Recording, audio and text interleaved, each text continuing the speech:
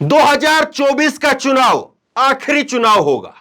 2024 के चुनाव के बाद देश में कोई चुनाव नहीं होगा।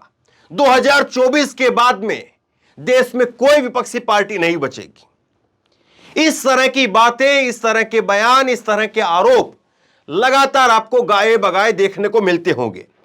लेकिन पहली बार मैं आपको एक बड़े नेता, कांग्रेस के बड़े नेता दिग्विजय सिंह, उनका बयान मैं आपको सुनाने जा रहा हूं। बाकायदा वीडियो के अंदर वो बात कर रहे थे, ऐसे ही अनऑफिशियली बात कर रहे थे और किसी ने वो रिकॉर्ड कर लिया और वो वीडियो जो है वो वीडियो मैं आपको दिखाऊंगा। दिग्विजय सिंह कह रहे हैं कि आखिरी चुनाव है, ये आखिरी चुनाव है, इसके बाद में चुनाव नहीं होगा। या तो अभी मेहनत कर लो या फिर घर जाकर के सो जाना, आगे आपको कार्यकर्ता भी नहीं मिलेगा। दिग्विजय सिंह इस बात को कह रहे हैं। दरअसल दिग्विजय सिंह जो बात कह रहे हैं, क्या वाकई उस बात में कुछ वजन है? उस बात में कोई लॉजिक है? दिग्विजय सिंह जब ये कहते हैं कि आगे कोई चुनाव नहीं होगा, यह आखिरी चुनाव है, तो क्या वाकई वो जब इस बात को कहते हैं तो यह बात किसी कसौटी पर खरी उतरती भी है या केवल हवाई बात है? इस बात को टटोलने की, खंगालने की कोशिश करेंगे। दूसरी एक चीज कि लगातार विपक्षी पार्टियां सीबीआई और ईडी को लेकर के दोस्त तो मरती हैं, लेकिन एक मंच पर एक आवाज में नहीं बोलती हैं। तो क्या ये सारी चीजें, अगर हम बड़ी तस्वीर अगर देखें तो ये क्या सारी चीजें इस बात को बता रही हैं कि विपक्षी पार्टी अगर एकजुट नहीं हुई तो वाकई ऐसा कुछ हो सकता है कि 2024 का चुनाव आखिरी चुनाव हो। वैसे हम सबसे बड़े लोकतंत्र वाले देश हैं और हम मानते हैं कि हजारों हजार साल से लोकतंत्र और आगे तक रहेगा। लेकिन दिग्विजय सिंह जो बात कह रहे हैं उस बात पर जरा आते हैं। दिग्विजय सिंह की एक वीडियो है। दिग्विजय सिंह कहते हैं कि 4 आदमी उधर खड़े हो जाते हैं, 4 आदमी उधर खड़े हो जाते हैं और कहते हैं कि वो कमलनाथ का गुट है, वो दिग्विजय सिंह का गुट है। कभी कभी बात होती थी कि किस तरह से जो है वो ज्योतिरादित्य सिंधिया उनका भी गुट, लेकिन अब वो है नहीं तो उनकी बात नहीं। कमलनाथ और दिग्विजय सिंह। अब दिग्विजय सिंह कह रहे थे कि अगर तुमको एकजुट होना है तो हो जाओ, वरना चुनाव के बाद कार्यकर्ता नहीं मिलेंगे। एक बार जरा इनकी वीडियो को आप सुनिए, उसके बाद मैं एक एक शब्दों का, एक एक लाइन का क्या कुछ मायने हैं वो मैं आपको बताऊंगा। एक ग्रुप अलग मिलेगा, एक ग्रुप अलग मिलेगा, एक ग्रुप अलग मिलेगा तो कभी चुनाव जीत नहीं सकते। इसलिए मेरा सर खपाना भी बेकार और कमलनाथ जी बेचारे कुछ नहीं कर पाएंगे। सब लोग एक होते, लेकिन आप लोग आमने सामने बात करने तैयार नहीं। मैं यहाँ खड़ा हूँ, कटप्पा जी उधर खड़े, दीदी ये इधर खड़े, तीसरे अलग खड़े, ये थोड़ी काम चलेगा। कांग्रेस अगर आखिरी चुनाव है 23 का बता देता हूं मैं आप लोगों को, अगर आप लोग नहीं ईमानदारी से चुनाव लड़े तो घर बैठिए आप सब लोग, फिर कांग्रेस वापस नहीं आने वाली, वर्कर नहीं मिलेगा आपको काम करने वाला। दिग्विजय सिंह ने यह इसलिए कहा क्योंकि ये बार बार कहा जाता है कि मुख्यमंत्री कमलनाथ का चेहरा है लेकिन बनना कोई और चाहता है।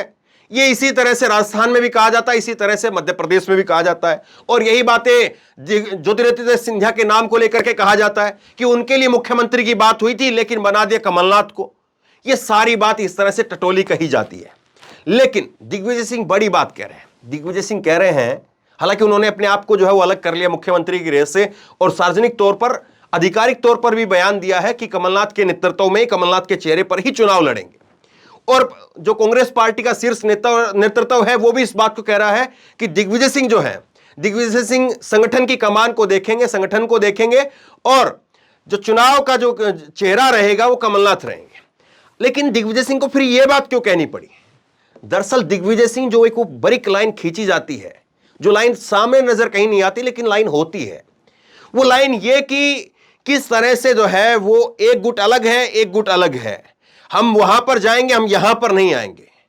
एक बात आप और समझिए, विपक्ष के नेता बार बार ये तो कहते हैं कि 2024 का चुनाव आखिरी चुनाव है, लेकिन विपक्ष के नेता, एक बात को आप और समझिए, सीबीआई ईडी को लेकर के हर कोई आवाज उठाता है लेकिन एक साथ एक मंच में एक बार में कोई आवाज नहीं उठाता है।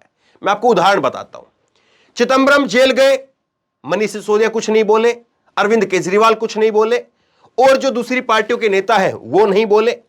उसके बाद में जब राहुल गांधी और सोनिया गांधी, कांग्रेस के बड़े नेताओं को, उनको बुलावा भेजा तो कांग्रेस ने पूरा हल्ला काटा।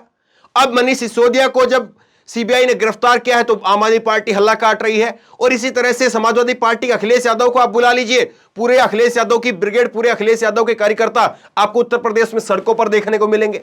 तो सवाल यह है कि जब ये विपक्ष के नेता अलग अलग इस तरह से अलग अलग मंचों के ऊपर लड़ते रहेंगे या अलग अलग मंचों पर बोलते रहेंगे, तो क्या बीजेपी को उससे फायदा है? और बीजेपी इसीलिए 2 महीने पहले कांग्रेस पर शिकंजा, 2 महीने बाद कांग्रेस के अंदर जो है शांति है, तो फिर उसके बाद दूसरी पार्टी वहां पर शिकंजा, फिर 2 महीने बाद वहां पर शांति है, तो 2 महीने बाद अगली पार्टी पर शिकंजा।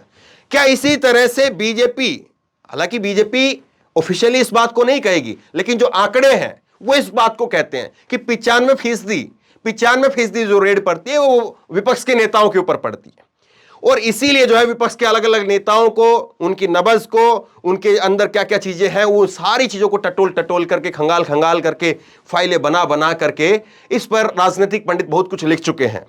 वरिष्ठ पत्रकार जो है इस पर खूब लिख चुके हैं, राजनीति के जो जानकार हैं, माहिर लोग हैं, वो इस पर खूब लिख चुके हैं कि सबकी जो है वो फाइलें बना करके तैयार करके रखी जा रही है कि जब जिसकी जरूरत होगी उसके निकाल करके सामने ले आए। और एक एक करके जो है, जिस तरह से वो आपने वो कहानी सुनी होगी किताबों के अंदर बचपन में, कि कैसे एक बुजुर्ग था, उसने अपने 4 लड़कों को बुलाया और फिर उसने लकड़ी तोड़ करके दिखाई कि अलग अलग लकड़ी सबने तोड़ दी, जब इकट्ठा किया उसको तो फिर कोई नहीं तोड़ पाया। तो विपक्ष के नेता क्या इस बात को समझ पाएंगे कि अगर अलग अलग हर कोई कहता है कि सीबीआई जो है वो गलत काम कर रही है, सीबीआई और ईडी से के जरिए जो है वो बीजेपी सरकार उसका दुरुपयोग कर रही है, मोदी सरकार उसका दुरुपयोग कर रही है, लेकिन क्या एक मंच पर आकर के बात बोलते हैं? और अगर एक मंच पर जब तक आकर के नहीं बोलेंगे तो क्या तब तक मोदी सरकार, जिसके ऊपर ये आरोप लगते रहे हैं, तब तक वो इसी तरह से, इसी रफ्तार से चलती रहेगी? सवाल ये भी है। और क्या वो एक मंच पर आकर के बोलेंगे तो सारे जितने लगातार छापे पड़ रहे हैं इधर उधर सब ये बंद हो जाएंगे? सवाल ये भी है। और क्या वाकई ये जरूरत आन पड़ी है कि हर पार्टी का नेता अपने कार्यकर्ता से कहे कि आखिरी चुनाव है, मेहनत करिए? नेताओं ने एक बात यह भी कही जा रही है कि नेताओं ने जो करना था वो बहुत कुछ कर दिया। राहुल गांधी ने जो करना था वो पूरे देश से एक यात्रा निकाल दी 3500 किलोमीटर की। अब 3500 किलोमीटर की यात्रा दूसरे किसी और नेता ने निकाली नहीं है। अब उसके बाद में वो नेता और क्या करे, उसका कार्यकर्ता उससे क्या चाहता है? अब जो बाजी है, जो गेंद है, वो कार्यकर्ताओं के पाले में है। वो उसको कैसे पलटेंगे, वो उसको कैसे लपकेंगे? क्या वो गेंद को लपक लेंगे या नीचे गिरा देंगे? उस बाजी को जो पलट देंगे या बाजी जैसे बीजेपी चाहती है वैसे ही रहेगी?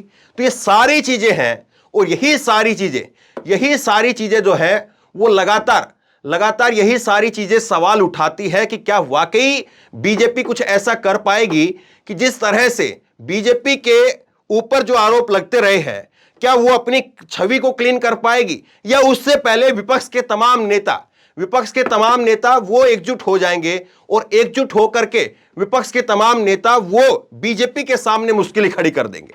और जिस तरह से दिग्विजय सिंह खुल करके बोल रहे हैं, क्या वाकई दिग्विजय सिंह का जो बोलना है वो बाकी के और नेताओं को समझ में आएगा? और अगर मध्य प्रदेश की बात करें तो मध्य प्रदेश में सरकार शायद नहीं भी गिरती अगर ज्योतिरादित्य सिंधिया वो इस बात को समझते, क्योंकि सरकार को किसी ने बाहर से नहीं गिराया, सरकार अंदर से गिरी है। अंदर के नेता निकल करके बाहर चले गए।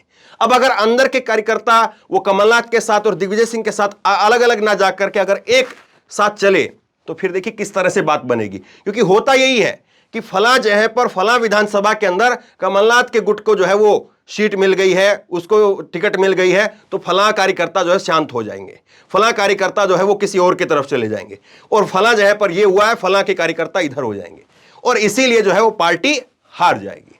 तो क्या अखिलेश यादव, ममता बनर्जी और तमाम जो नेता है वो भी इस बात को समझेंगे? और क्या वाकई विपक्ष के नेताओं का यह कहना कि आखिरी चुनाव है, इसमें कुछ दम भी है, या ये केवल और केवल विपक्ष भी जो है वो हवा का एक गुब्बारा मोदी के सामने, क्योंकि उनको हरा नहीं पा रहा है इसलिए केवल फुला करके उसको उड़ाने की कोशिश कर रहा है?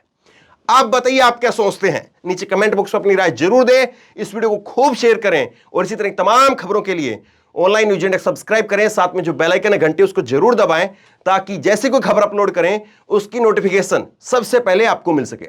धन्यवाद। इस खबर को अभी लाइक करें, शेयर करें, अभी चैनल को सब्सक्राइब करें और घंटी जरूर दबाएं।